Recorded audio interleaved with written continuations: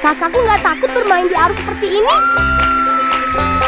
Gak hanya pandai berenang, kami juga sudah biasa bermain seluncuran ban seperti ini. Kalian yang di rumah kalau belum biasa dan gak bisa berenang, jangan ikuti aksi kami ya. Kalian tahu nggak kenapa ban dipilih untuk bermain tubing? Karena ban yang terisi angin akan mudah terbawa arus dan dapat meredam benturan bebatuan sungai. Itulah kenapa para pemain arung jeram memakai perahu yang berbahan karet. Oh ya teman, saat bermain tubing perhatikan cuaca di sekitar ya. Jangan dilanjutkan kalau mendung atau air sungai semakin keruh dan tinggi. Itu tandanya di bagian hulu sungai sedang hujan, karena berbahaya. Kalau cuaca cerah seperti ini sih, dijamin aman.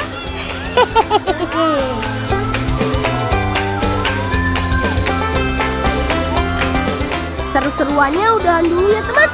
Sekarang lanjut ngebolang, bantu kakak petik kolang-kaling.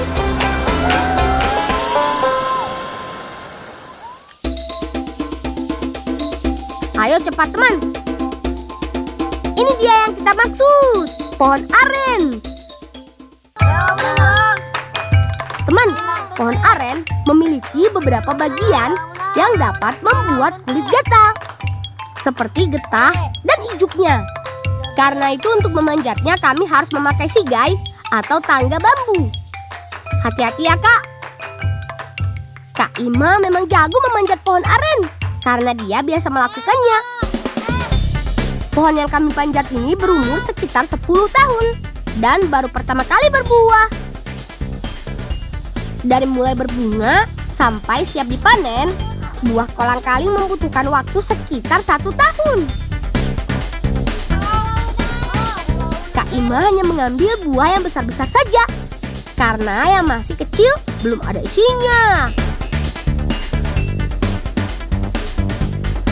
Menurunkannya harus seperti ini teman, karena kalau dilempar buahnya bisa hancur. Lumayan berat nih.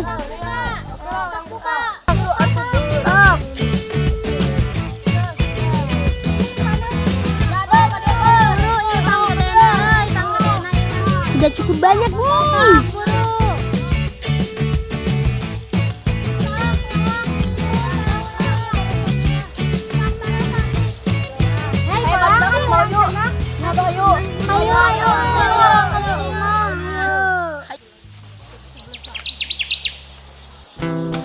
Teman, di tempat ini biasanya paman mengolah buah kolang-kaling sampai siap dijual. Sebelum direbus, buah kolang-kaling harus dipisahkan dari tangkainya. Hati-hati ya, getahnya jangan sampai kena kulit, bisa gatal. Yuk orang bawa yuk, udah sepinung yuk. Yuk orang kasih makan yuk. Saatnya kita rebus. Kolang-kaling harus direbus sekitar 2 jam untuk menghilangkan getah dan melunakkan kulitnya yang keras. Ini dia cara paman menutupnya menggunakan karung goni. Katanya biar cepat empuk dan busa rebusannya tidak meluber yang bisa membuat api padam. Sekali rebus satu panci besar ini dapat menghasilkan 15-20 kg kolang-kaling. Setelah kulitnya berwarna coklat, tandanya buah kolang-kaling siap dikupas.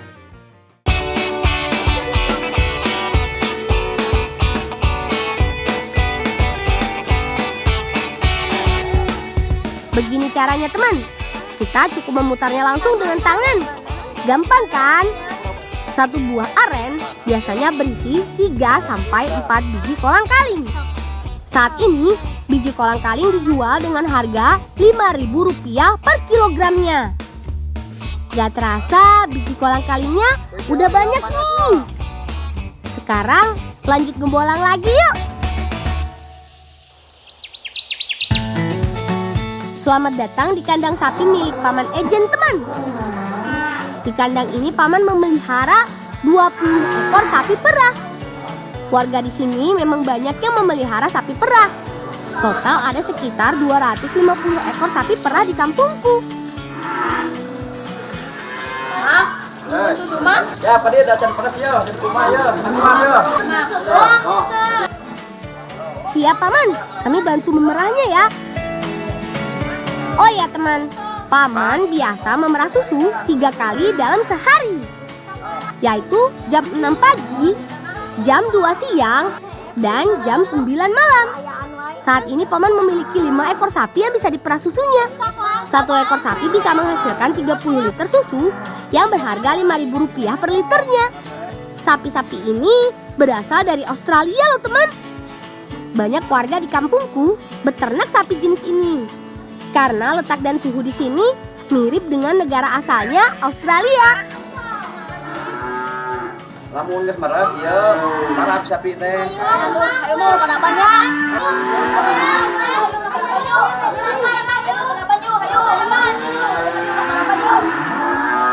Mak, mana mang parab nama? Ieu lah. Oh nya mak.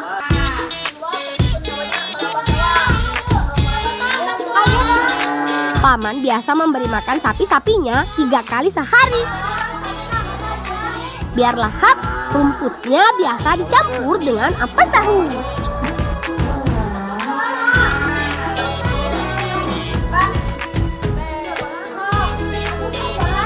Lang, susu yuk. Nya tuh bolang sok. Terima kasih banyak Paman.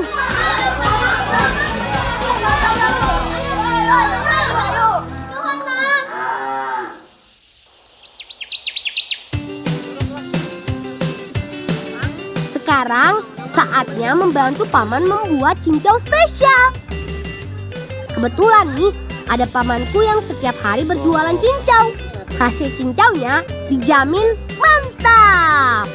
Apalagi ditambah dengan bahan-bahan yang kami cari tadi.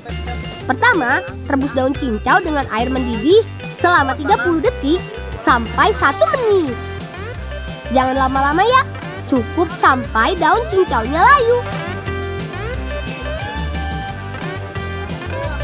Kemudian remas-remas sampai mengeluarkan lendir berwarna hijau. Kucek terus seperti menyuci pakaian ya. Nah, ini dia hasil perasan yang nanti akan menjadi cincau. Diamkan cairan ini selama 2 jam sampai air mengental. Ayo kak, gepengkan terus sampai empuk. Selain direndam dengan air, ini adalah salah satu cara supaya kolang-kaling bisa cepat empuk teman. Lang, tos ieu candak itu nak, warnaannya. Nya teh. Supaya tambah empuk dan pewarna meresap ke dalam kolang-kaling, rebus buah selama 30 menit. Semakin tua buahnya semakin lama merebusnya, karena semakin keras juga buahnya. Tambahkan pewarna alami dan aduk-aduk sampai rata. Pulang, atas ieu urang pindahkeun ka ditu, da ieu mah tos beureum warnana. Nya tuh, ayo urang angkat.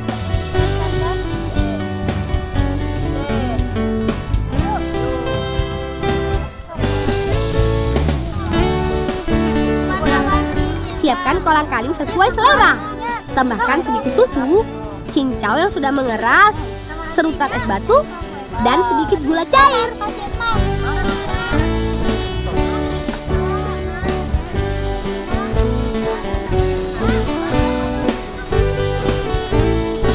Mang, geus jadi can. Ieu geus jadi. Mung nu eta yang nu ieu.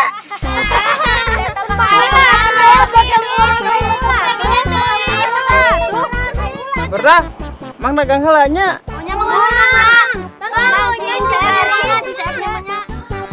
Semoga cepat habis ya Paman jualannya.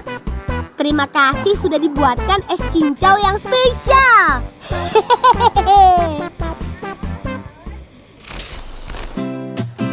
Eng. Ini dia cincau kolang-kaling buatan kami. Segar, enak, dan yang pasti menyehatkan.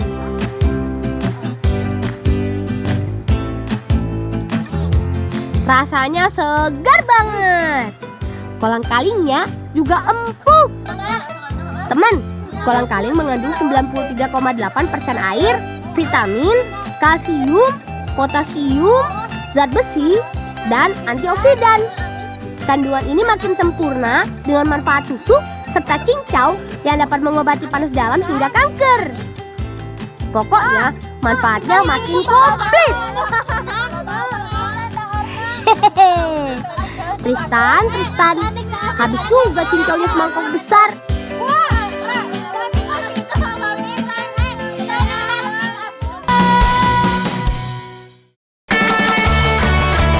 Satu, dua, tiga, tembak! Di sini kami biasa bermain, teman. Kebun pinus ini selain teduh, juga cocok untuk tempat main perang-perangan. Hehehe. Awas teman, jangan sampai tertembak.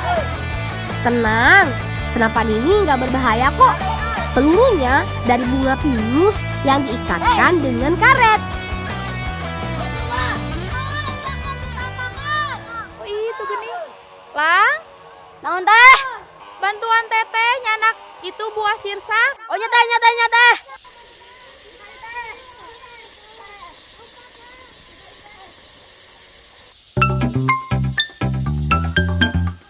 Sabar ya, sebentar lagi kita sampai kok. Nah, ini dia pohonnya. Wah, buahnya banyak yang siap panen.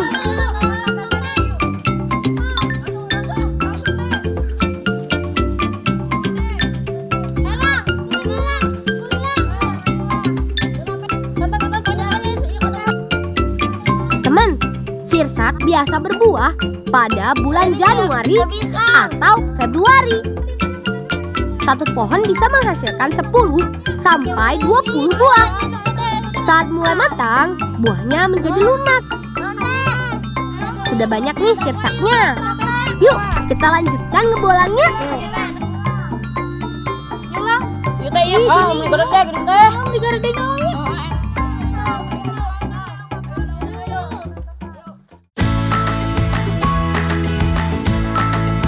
Hati-hati melangkahnya ya teman. Pematang sawahnya kecil. Hehehe. Ayo teman, Kak Cici dan Dika pasti udah nunggu.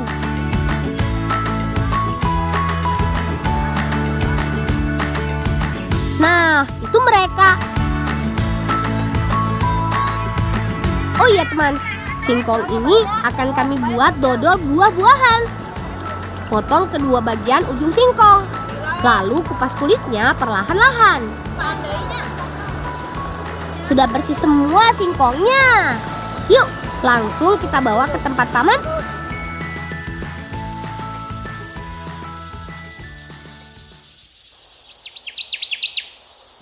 Ini dia tempat pembuatan dodol milik paman Aang. Mang, sampuna mang. Oh, simpan paling dia. Kerik kulit ari singkong agar ketika diberi ragi cepat menjadi tapai. Terus beres bolang. Atas mang. Lebetkan kepala dia nya. Mana mang? Susun yang rapi singkong ke dalam kukusan supaya matang merata. Lalu kukus selama 1 jam dengan api sedang.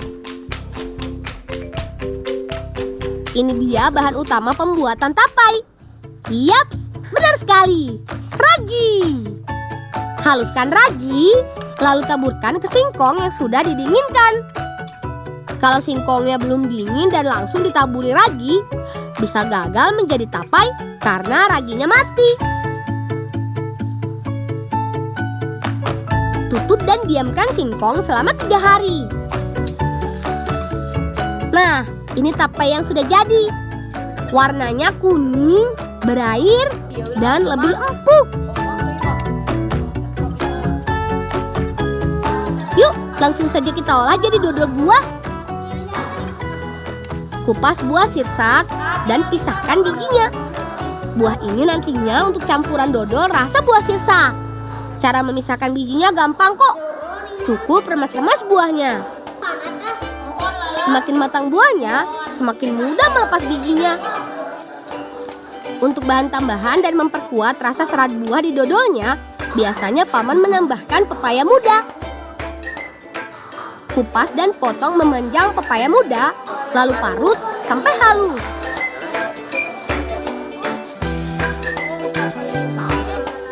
Pisahkan tape singkong dengan akarnya. Lalu haluskan dengan cara diremas-remas.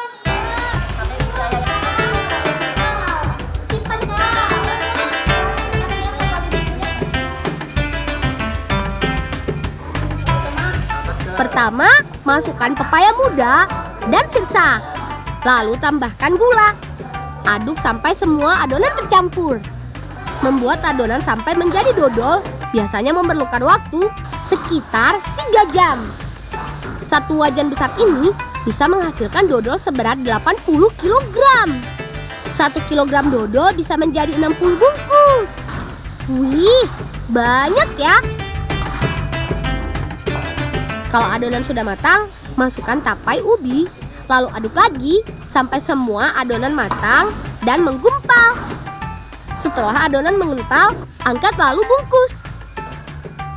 Paman Aang memulai usaha dodol pada tahun 2010. Lang, iya Kang ya bolang. Oh nyamang hunya. Sami-sami. Teh, udah ini pasian teh kusemang teh. Ayo. Yuk teman-teman, kita olah dodolnya jadi isian kue.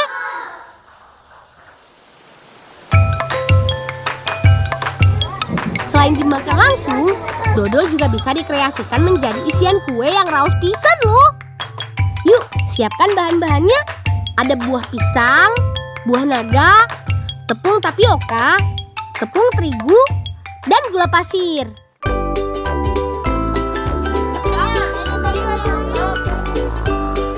Kupas pisang, lalu haluskan.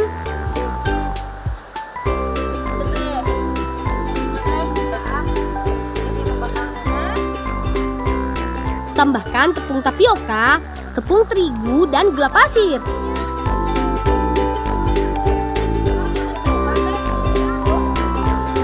Aduk lagi sampai semua adonan tercampur merata. Neng, atos eta tadi canak adonan orang ngangge warna. Iya bi mangga, bentar. Siap, Bi. Bagi adonan menjadi 3 bagian.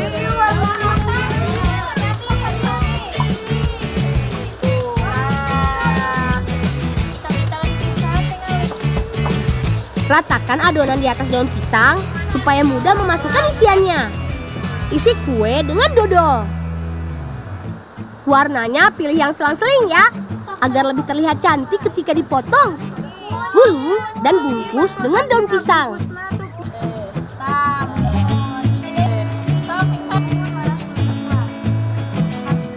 Pastikan gulungan daun rapat ya, agar tidak hancur ketika dikukus. Susun adonan ke dalam panci. Lalu kukus selama 25 menit sampai daun berubah warna dan menjadi layu. Jangan lupa dijaga apinya ya. Jangan sampai terlalu besar atau terlalu kecil. Nah, ini dia kue Q isi dodol buatan kami. Gimana? Gampang kan membuatnya? Karena memakai tepung dan buah pisang, kue ini pasti mengenyangkan. Yuk kita makan. Pemandangan indah ditambah makanan enak. Wih, cocok banget. Rasanya manis, empuk, dan aroma daun pisangnya juga terasa di lidah. Ayo teman, makan yang banyak.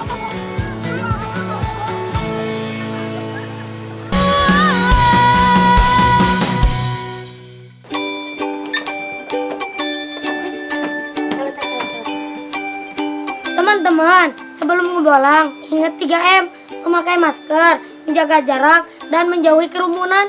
Jangan lupa mencuci tangan dengan sabun di air yang mengalir. Sering-sering cuci tangan ya lah. Iya teh. Ayo ngebolang.